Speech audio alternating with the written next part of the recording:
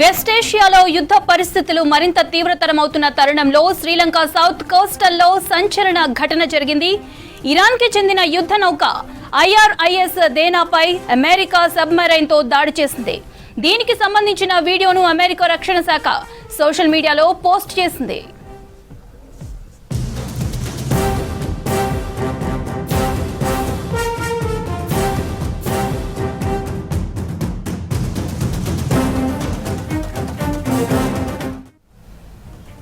హిందూ మహాసముద్రంలో Iran ship పై submarine టార్పిడోలతో దాడి చేశామన్నారు అమెరికా రక్షణ శాఖ మంత్రి పీట్ హెగ్సెత్. ఇజ్రాయెల్తో కలిసి ఇరాన్ పై దాడులను ఇప్పుడే ప్రారంభించామని, త్వరలో మరిన్ని దాడులు జరుగుతాయన్నారు. గ్రావిటీ బాంబులతో దాడులు చేస్తామని చెప్పారు. కొద్ది రోజుల్లోనే ఇరాన్ ఎయిర్ స్పేస్ ని అమెరికా కంట్రోల్లోకి తీసుకుంటామన్నారు అమెరికా డిఫెన్స్ మినిస్టర్.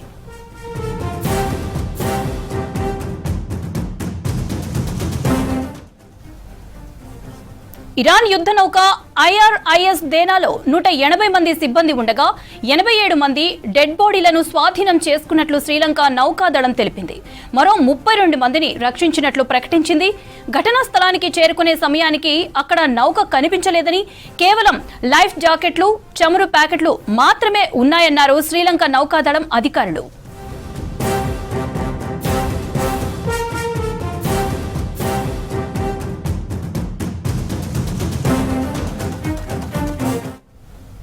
వెస్ట్ ఏషియాలో యుద్ధ పరిస్థితులు మరింత తీవ్రతరమవుతున్న తరుణంలో శ్రీలంక సౌత్ కోస్టల్లో సంచలన ఘటన జరిగింది.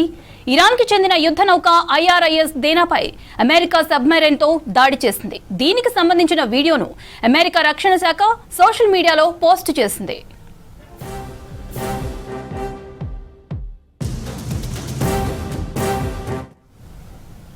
హిందూ మహాసముద్రంలో ఇరాన్ షిప్ పై సబ్మెరైన్ టార్పిడోలతో దాడి చేశామన్నారు అమెరికా రక్షణ శాఖ మంత్రి పీట్ హెగ్సెత్. ఇజ్రాయెల్తో కలిసి ఇరాన్ పై దాడులను ఇప్పుడే ప్రారంభించామని, త్వరలో మరిన్ని దాడులు జరుగుతాయన్నారు. గ్రావిటీ బాంబులతో దాడులు చేస్తామని చెప్పారు.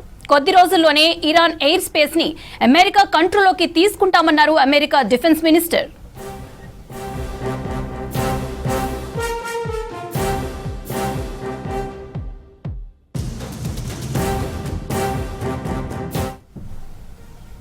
ఇరాన్ యుద్ధ నౌక ఐఆర్ఐఎస్ దేనాలో 180 మంది సిబ్బంది ఉండగా 87 మంది డెడ్ బాడీలను స్వాధీనం చేసుకున్నట్లు శ్రీలంక నౌకాదళం తెలిపింది. మరో 32 మందిని రక్షించినట్లు ప్రకటించింది.